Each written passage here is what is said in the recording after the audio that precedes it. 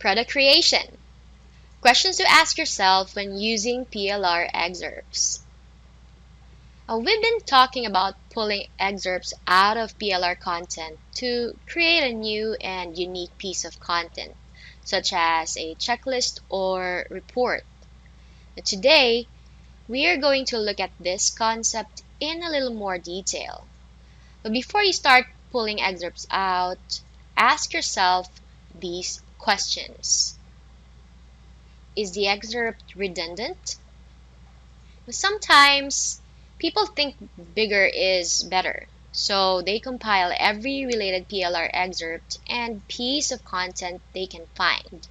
However, instead of adding value, this strategy can backfire and actually lower the value if the content is redundant.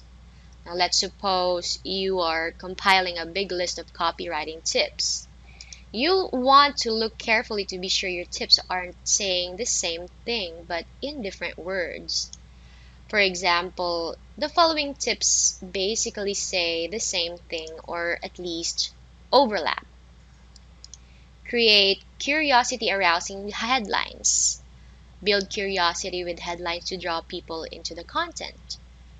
Do use curiosity in your headline. Use your headline to evoke curiosity. Create an itch with your headline that can only be scratched by reading the content.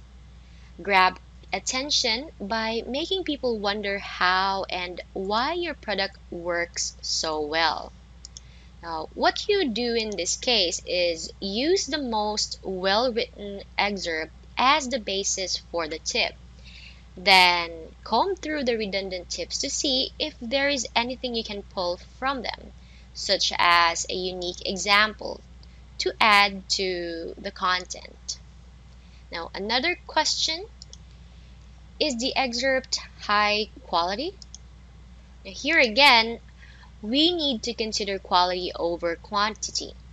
Now, don't pull excerpts just to add length to your product. Instead, only use high quality excerpts. Now, here's a quick check of whether an excerpt should be added. Is the excerpt well written and engaging? Is the excerpt factual? Or is the excerpt meaty? In other words, not just fluff and filler. The last point, avoiding fluff and filler, is particularly important. If you can get your point across in one paragraph versus one page, then edit the PLR to take out all the fluff. So while you will lose word count, you'll end up with a better piece of content, which in turn creates satisfied customers. Now, another question to ask yourself when using PLR excerpts is the excerpt fact or opinion?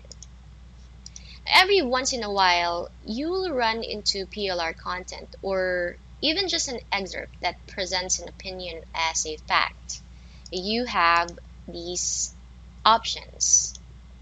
Avoid using the piece.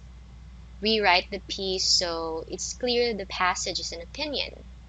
Or rewrite the piece to present facts rather than opinion. A point is, you can certainly present opinions within your content, and you can even support your opinion with evidence. But don't mislead people into believing you are sharing a fact. Now, another question to ask yourself when using PLR excerpts is, does the excerpt add value to the content? Now, even if the excerpt isn't redundant, and even if it is overall a high quality passage, you still need to consider whether it adds value to the overall content. Sometimes this is context dependent. For example, let's suppose you are creating a blogging package for intermediate and advanced users. And let's suppose you find a PLR passage that explains in great detail how to set up a WordPress blog. Now, if this was a package aimed at beginners, then detailed installation steps would add value to the package. However, since the package is aimed at advanced users, this type of passage can lower the value. That's because advanced users already have their blog set up, so you're telling them how to do something they've already done. The point is, know who your users are, because that will help you decide whether to include a specific excerpt.